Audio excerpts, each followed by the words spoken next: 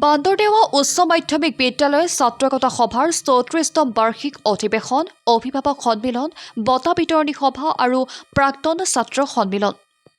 লখিমপুৰ জিলা পথালি পাহাৰ অঞ্চলৰ বান্দৰদেৱা উচ্চ মাধ্যমিক বিদ্যালয়ৰ ৩৪তম বাৰ্ষিক অধিৱেশন, অভিভাৱক সন্মিলন আৰু বঁটা বিতৰণী সভাৰ লগতে প্ৰাক্তন ছাত্ৰ সমাৰোহখন যোৱা ২০ নৱেম্বৰৰ পৰা ৪ দিনীয়া বৰ্ণাঢ্য কাৰ্যসূচীৰে অনুষ্ঠিত হৈছে। আজি মুকলি সভাখনতেই ৱাল মেগাজিন প্ৰজ্ঞা উন্মোচন আৰু ছাত্ৰ-ছাত্ৰীসকলে হাতে লিখা আলোচনী উন্মোচন কৰা হয়।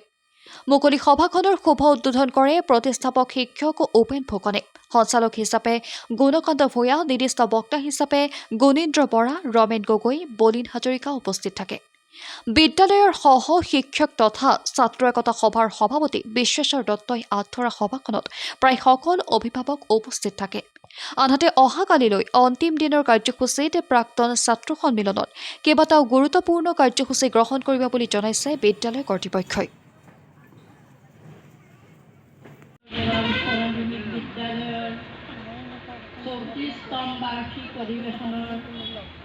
লগতে বঁটা বিতৰণী আৰু এই বছৰৰ এই মুকলি সভা আজি তৃতীয় দিনা। প্ৰতি বছৰে এই বিদ্যালয় বিগত কেইবাটা বছৰো এই হাতে লিখা আলোচনী সুভাষ, ষষ্ঠ শ্ৰেণীৰ সুভাষ তত্ত্বাৱধায়ক হ'ল বিশ্বেশ্বৰ দত্ত, সম্পাদক ডিম্পুল বৰা। গীতৰ বিষয়বস্তুবিলাক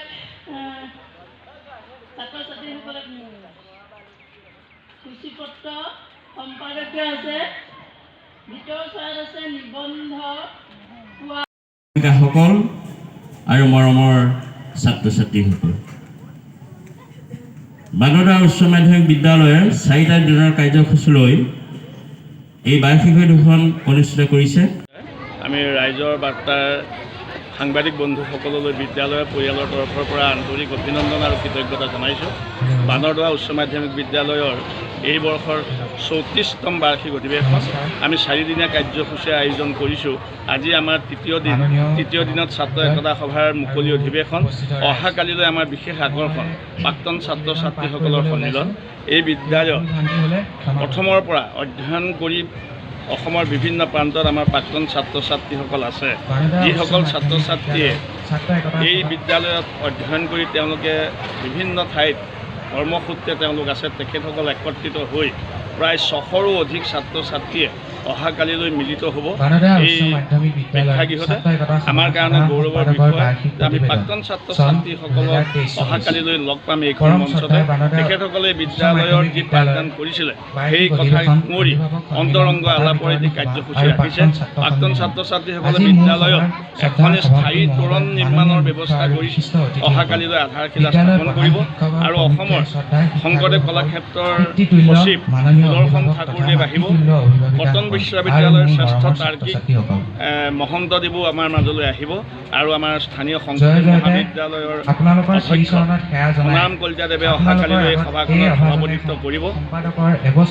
আৰু ৰাতিলৈ এই ছাত্ৰ ছাত্ৰীসকলে অসমৰ প্ৰতিষ্ঠিত কণ্ঠশিল্পীক নিমন্ত্ৰণ কৰিছে, গীত পৰিৱেশন কৰিব।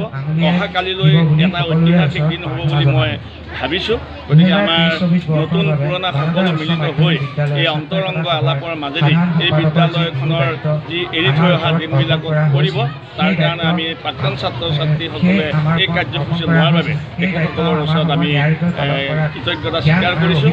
আৰু আমাৰ ছাত্ৰ ছাত্ৰীসকলে যে বিদ্যালয়ৰ কথাখিনি মনত ৰাখিছে এই কথা ইয়াত প্ৰতিপন্ন কৰিছে আৰু তেখেতসকলে যি কাৰ্যসূচী লৈছে সৰ্বাংগ সুন্দৰ হ'ব বুলি আমি আশা কৰিছোঁ। কিন্তু অনুজসকলে তোমালোকে সাধু বুলি নাভাবিবা, কিন্তু জ্বলন্ত কিন্তু বাস্তৱ সত্য, চব কথা বাস্তৱ সত্য, কাৰণ আমি ভুক্তভোগী।